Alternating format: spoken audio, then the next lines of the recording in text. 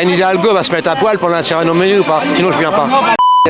Des étudiants contraints de quitter leur logement crous, des SDF expulsés de la capitale, une politique plus que tendue. C'est sous ce contexte que vont se dérouler les Jeux Olympiques de Paris 2024. Nous allons demander aux Parisiens s'ils sont prêts à accueillir cet événement majeur que sont les Jeux Olympiques. Est-ce que tu vas regarder les Jeux Olympiques ou pas? Jamais. Non, boycott à don. De toute façon, ça m'intéresse pas. Est-ce que tu prends les moyens de transport? Est-ce que tu penses que tu vas être impacté? Bah ouais, ils vont les niquer, ça va être plus cher et puis ça va être la merde partout. Il y avait Vichy là avec Pétain, t'as oublié tes chiens. Voilà, t'as la zone occupée, donc il y aura les zones pour riches et une zone pour gueux. Voilà, avec les QR codes. Bah tiens, tu prends l'image, tiens. Moi j'ai déjà le cul, t'as plus qu'à faire le R. Ouais, tu prends un marqueur, tu mets un R sur le cul et c'est bon, je peux passer, j'ai le QR code. Il y a des joueurs de pétanque quand même, s'ils sont sensibles à ça, il faut y aller. Il y avait des contrôles en cours et en fait c'est les QR codes qui viennent d'être mis en place dans la capitale. Donc toutes les personnes qui veulent s'approcher des sites olympiques sont dans l'obligation de présenter un QR code qui leur a été délivré par la préfecture de police de Paris. Et donc sans ça, les gens ne peuvent absolument pas s'approcher des sites olympiques et même de tout le long des quais parisiens. Je devais descendre par là-bas et puis il y a la police qui m'a fait rebrosser le chemin. Parce que apparemment il faut des QR codes depuis aujourd'hui pour pouvoir circuler dans Paris. Est-ce que vous en avez ou pas? Parce que c'est un QR code. J'ai jamais eu ça. C'est sur votre téléphone, vous êtes censé du coup avoir un... Mais comment je peux l'obtenir? Normalement, il faut que vous vous inscriviez avant, je crois. Je sais pas si c'est encore possible maintenant. C'est sur internet. Pour pouvoir circuler. Bon, alors là, ça dépasse mes capacités. Est-ce que vous pensez que du coup c'est pas adapté pour les personnes qui ont pas... Ah ben justement, vous voyez bien qu'à mon âge, tout juste si je sais faire un numéro pour appeler quelqu'un. Il y a un côté lunaire qui est fort sympathique, il n'y a plus de voitures, ça c'est quand même un truc dingue.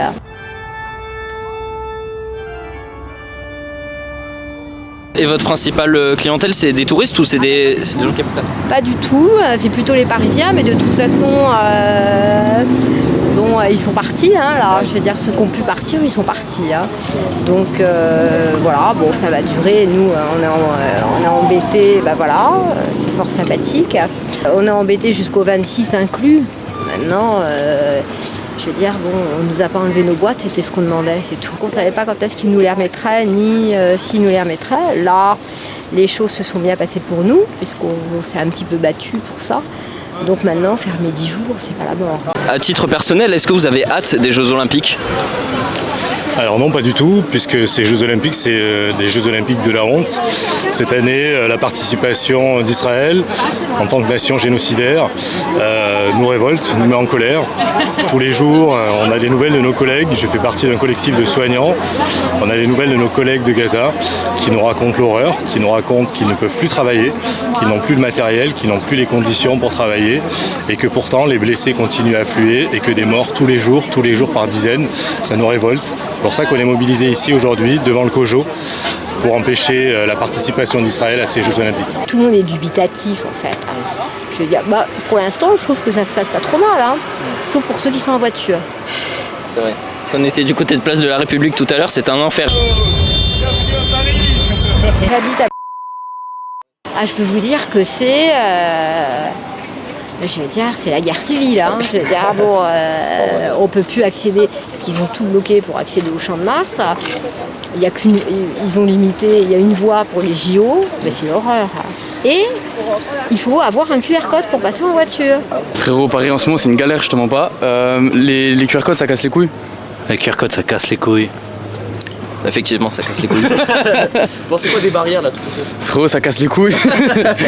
Non, c'est une dinguerie. Avant, on était ici, on était sur cette rue-là. On voulait aller sur Rivoli là-bas pour passer devant le Louvre et tout. Et ouais, on pouvait pas passer là-bas. On a dû faire tout le tour par là jusqu'à Notre-Dame. Vous en pensez quoi de toutes les barrières tout autour? Eh bien, ça nous empoisonne la vie. Hein. Ah ouais? Qu'est-ce qu'on va faire? On était content qu'il y ait les Jeux Olympiques à Paris, mais on ne savait pas qu'il y aurait tellement de restrictions à droite et à gauche. Est-ce que vous avez réussi à avoir des places pour y aller ou pas du tout? Mais je verrai tout à la télévision. À la télé? Alors que vous habitez à côté. J'habite à côté, bien sûr. Vous comptez voir les JO ou pas? Frérot, ça regarde. On s'en bat les couilles. Est-ce que vous avez un message pour tous les Parisiens qui vont vivre ce moment? On s'en bat les couilles. Force à vous les gars, on n'est pas ensemble. Mais force à vous, désolé pour vous. Hein. Et vous avez quand même hâte que ça se déroule? Est-ce que vous pensez que y aura des aspects bénéfiques avec les touristes qui viendront? Certainement. C'est beau, les gens qui font du sport, qui courent, qui sautent, qui nagent. C'est beau à voir. La France, on dit que c'est le pays des droits de l'homme. Est-ce que ça vous paraît normal que des athlètes appartenant à un pays qui commet actuellement des crimes de guerre participent à cette compétition? Non, pas du tout. Et c'est ça le problème. On ne comprend pas, c'est incompréhensif de toute façon. Et on sent très bien qu'il y a quand même au niveau international une complaisance envers Israël. Et la France fait la sourde oreille. Est-ce que tu penses que ça aura quand même un avantage, cette organisation des JO en France? Parce que là, on a beaucoup parlé des aspects négatifs. Est-ce que tu penses qu'il y aura des aspects bénéfiques? Moi j'en vois pas du tout en fait, parce qu'on va parler par exemple du tourisme, sauf que cette ville est déjà saturée de touristes de base. Si limite c'était pour faire du tourisme et pour avantager des gens, autant le faire dans des pays qui ont besoin de se visibiliser et de vendre leur industrie du tourisme. Sauf qu'en France, on est déjà la première destination touristique du monde. Je vois pas pourquoi on devrait survendre là-dessus. Si vous pouviez adresser un message à nos dirigeants par rapport à la participation d'Israël ou même aux membres du CIO, quel serait ce message? Je dirais tout simplement, on a sanctionné la Russie parce qu'il y a la guerre avec l'Ukraine, soit, qu'on en fasse la même chose, au moins la même chose avec Israël, parce qu'il y a un génocide derrière. C'est honteux que tous les pays du monde savent qu'il y a un génocide et que la France accueille Israël. Donc Macron, comme son gouvernement, comme tous les politiques qui se taisent, je dis que leur silence, c'est un crime aussi et participe d'une certaine manière au génocide. Vous allez vous baigner dans la Seine, vous, plus tard ou pas? J'ai pas une grande envie, je veux dire, moi je la vois tous les jours. Hein. J'ai jamais eu envie d'aller me baigner dans la Seine. D'ailleurs, c'était vers ici la baignade d'Hidalgo. Elle a dû se faire vacciner. Ah non, mais c'est pas une blague. Les pompiers sont vaccinés, les pompiers sauveteurs là. Ils ont des vaccins contre XY maladie, la maladie du silure, la maladie de je sais pas quoi. Ah non, c'est pas une blague. Hein. J'espère qu'elle en a pas avalé de trop, quoi. Ah bon. Donc c'est pas pour aujourd'hui la baignade pour vous? J'y compte pas trop, je veux dire, je préfère ma douche. Hein. Je veux dire, bon. C'est de la merde. Anne Hidalgo va se mettre à poil pour l'insérer dans nos menus ou pas? Sinon je viens pas. Quand les JO arrivent dans un pays, à chaque fois, ils font changer toutes les pratiques pour conforter le tourisme qui vient, tous les gens bien riches qui vont venir pour assister aux JO aussi, et pour donner cette espèce d'image d'ordre qui n'est que de la surface et qui n'existe pas.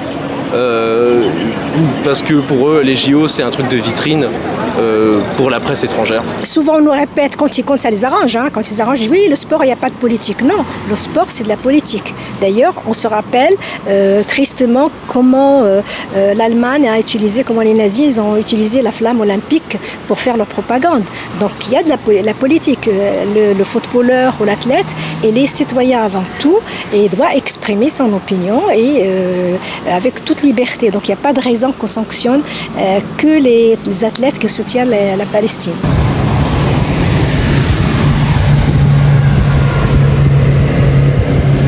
Je ne sais pas si Paris sera déficitaire, je ne le souhaite pas. Je ne souhaite pas une augmentation nouvelle du foncier. J'en sais rien, je ne sais pas.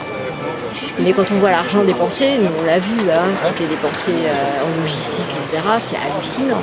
C'est hallucinant. Rien que la piscine, par exemple, ils ont construit une piscine pour rien à Saint-Denis parce qu'au final, elle n'est pas aux normes. Du coup, ils ont dû transférer à la Défense Arena. C'est pharaonique. Et il faut savoir aussi que le tiroir caisse, c'est pas la ville de Paris, c'est le CIO. Hein. Je veux dire, bon. Il y a des investisseurs privés aussi, comme Coca-Cola, des banques. Il y a SVMH. Bon. Écoutez, moi je sais pas, hein, là. Et puis le CO, au niveau transparence, c'est flou. C'est l'opacité la plus totale. Hein, je veux dire, bon, il devait y avoir une émission sur justement l'argent des JO. Il n'y a pas eu. Je ne sais pas pourquoi. Je veux dire, bon, voilà. J'ai hâte que ça pète pendant tous les JO, pendant 2 mois.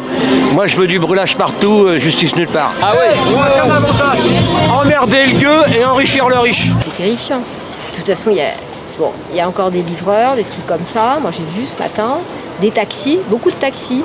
Je sais pas comment ils font pour pas devenir cinglés. Je veux dire, et puis, c'est le bazar. C'est le bazar. Parce que les mecs, ils arrivent, ils veulent tourner à droite, c'est pas possible. Donc là, il y a des palabres, on discute. Et puis derrière, vous avez les mecs...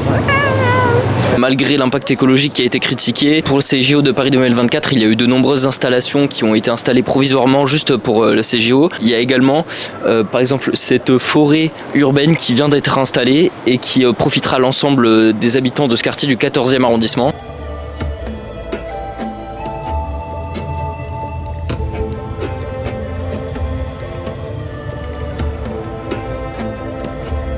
Merci à toutes et à tous les amis d'avoir regardé ce petit micro-trottoir sur les Jeux Olympiques de Paris 2024. N'hésitez pas à commenter pour dire ce que vous pensez de l'organisation de ces Jeux Olympiques en France. N'hésitez pas à vous abonner pour me soutenir. À très vite les amis.